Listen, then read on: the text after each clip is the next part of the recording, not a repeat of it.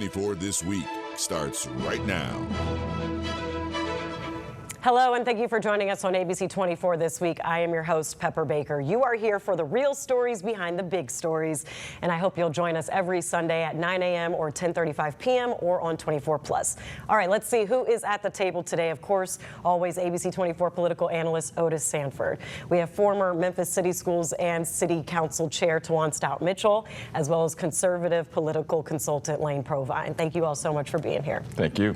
All right, well, let's get to the topic. So, Democratic candidates for Shelby County mayor faced off in two forums this week, but who stood out? We'll also touch on what's going on the Republican side of the race. Then Memphis-based global shipping giant FedEx is the first major company to sue President Donald Trump over tariffs. Could more companies follow suit? And then lastly, a few NBA players brought attention to Memphis's downtown hotels. We will check in to see how the city is working to improve accommodations. But let's get back to number one. Now that the Shelby County Election Commission has approved the petitions and the political parties have certified the candidates, we are starting to see the hopefuls face off in forums and debates. All 7 Democratic candidates participated in a forum on Monday night, hosted by the Shelby County Democratic Party at Mississippi Boulevard Christian Church. Then on Thursday night, the Memphis NAACP and Shelby County Voter Alliance invited all candidates to participate in the forum at Springdale Baptist Church, but 6 Democratic candidates showed up. Now, on the Republican side, though, it turned out that the Tennessee Republican Party removed former criminal court judge Joe Brown from the candidate list. So now, former Democratic State Representative John DeBerry is the only Republican certified by the party to run for Shelby County mayor. We also have an ABC24 poll that we've been running all week, and this is not a scientific poll, so I just don't want anybody to take this as Bible, but out of 59 viewers, we saw that Fagans was carrying the way with 35, Smiley following with 13, Lowry 5 votes, Burgess 2, Collins 2. Now, each number got 1 vote. Some people tried to put in 2 votes for 1 cell phone number, but we tracked it, and it was 1 cell phone number per vote, and that is where we stand right now. So, Otis, I would like you to open this up. Let's go back to these forums where we see the Democratic candidates facing off. Who do you think stood out and had strengths to their case as to why they deserve the job? Well, I think a lot of them, and I'm talking about the first one at Mississippi Boulevard, I thought a lot of them stood out in terms of trying to stake their claim or stake their positions on issues. I think that Mikhail Lowry talked a lot about policy, probably more than some of the others.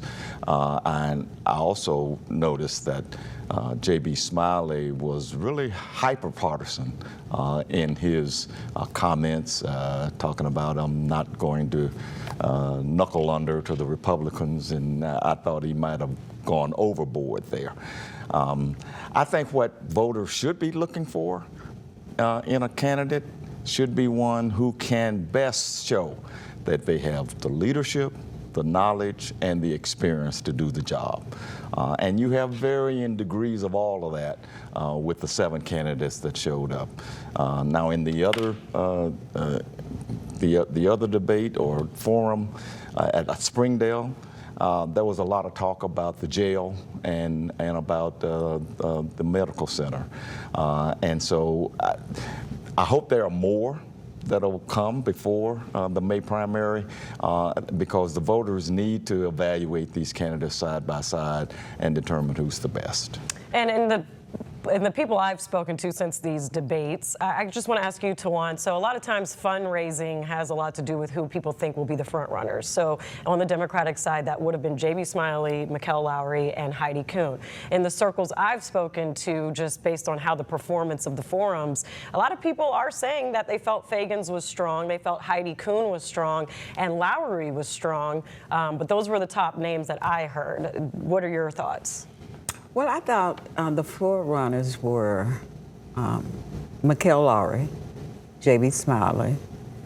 I thought Heidi Kuhn did a good job. And I thought that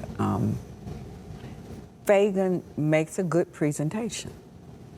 But what really concerns me is that I hear a lot about policy, and the policymaker would be the county commission, not the mayor. And in the county mayor, it is really a job for a CAO. They carry out the wishes of the county commission, the mayor does, and the mayor tries to look at the region. I heard a lot of talk about Memphis, but I didn't hear talk about Bartlett, about Germantown, Collierville. And a regional county mayor really tries to have a vision for the whole county, to bring us together on something rather than always keep us apart on the Memphis issue and the suburban issue. So that means they need to have some span of contacts from other communities to give themselves the leadership resume that I would want to vote for. And I would want to see some leadership in administrative skills, because I didn't hear they're responsible for putting together the budget, and they're responsible for maintaining the buildings and paying the mortgage on time or the rent on time. They are responsible for having a long view of what's needed for our health, our criminal system, our court system, and our educational system. But they are not responsible for the day-to-day operations of either of those. And Lane, you actually consult candidates a lot of times when they're doing forums or debates. So I'll ask you about the Democratic side. Just who do you think maybe had the best strategy here? Was there any strategy? And then, of course, we want to touch on the Republican news here, the dropping of Joe Brown. But please do give your thoughts. I don't think anyone hurt themselves in the forum. I think that you heard a lot of thoughtful answers. I thought Harold Collins was very honest, saying we couldn't afford a new jail. Even if we need one, we can probably only afford to fix the one we have. I think the challenge for Collins, Burgess, and Kuhn is really to stand out from the crowd, because clearly the money is with Mikhail Lowry and with J.B. Smiley. And when it comes to advertising, during the course of the month of April leading up to this election, those who have $300,000 in the bank, Smiley and Lowry, are going to have a tremendous advantage over those who have $100,000 in the bank. They're just going to be able to afford more advertising, which is more communication with the voters. I don't believe anyone hurt themselves. I still think that Marie Fagans has a real challenge here. She has such little money. When she filed her report on February 2nd, she had $15,000 left in the bank. And that's not going to get you on television. That's not going to get you on the radio, in the mailbox. That's not a lot of money to conduct a campaign on. So I think the forums for her are even more important than anyone else, because she needs the earned media, I think, more than the other candidates need the earned media. So I think the best strategy, really, though, goes to something that Otis mentioned a moment ago, was that J.B. Smiley was hyper-partisan, and that was exactly the way I felt. His comments are hyper-partisan, but what are we talking about for this election? We're talking about a partisan primary. And this is going to be a very low turnout election here. There is very little to drive turnout, and the people who are going to vote on May 5th or an early voting preceding that are generally people who never miss an election. They tend to be senior citizens, people who are very engaged, and these are partisan primaries, so having a hyper-partisan message should appeal, I think, to these folks. Also, let's remember, it's the top vote getter who wins. You don't have to have 50% of the vote here, and it's very likely the winner of this primary is going to have 35% of the vote, maybe. And so I think Smiley probably did the best job of any of the candidates in positioning himself within the Democrat primary. He really did define himself and how he would protect Democratic principles and philosophies. Now, he did do that. And you're right about Harold Collins. Harold Collins is probably the one with the most experience on the whole panel, but he's got to find a way to identify himself as different from the pack. And he didn't do that well that night, but he can do it because he's a smart guy. But I thought in the end, I think it's between Mikhail Lowry and J.B. Smiley. I'm just going to be honest with you. Yeah. And I do want to touch on the Republican side real quick. So the dropping of Joe Brown, and that was because from what press secretary from the Shelby County Republican Party, Luke Simbel, told me, was because in the past primaries he's voted Democrat, so he didn't qualify as a Republican to run for office. But just, is that a good, I mean, is this a good thing? Is, you know, D. Barry's now the lone candidate here? on the Republican side? Let me applaud the state Republican Party for doing this. It was the wise move to do. Joe Brown has never shown that he has any Republican acumen at all. He ran for district attorney as a Democrat, lost horribly and really dragged down the rest of the Democratic ticket. That was back, I think, in 2014 maybe.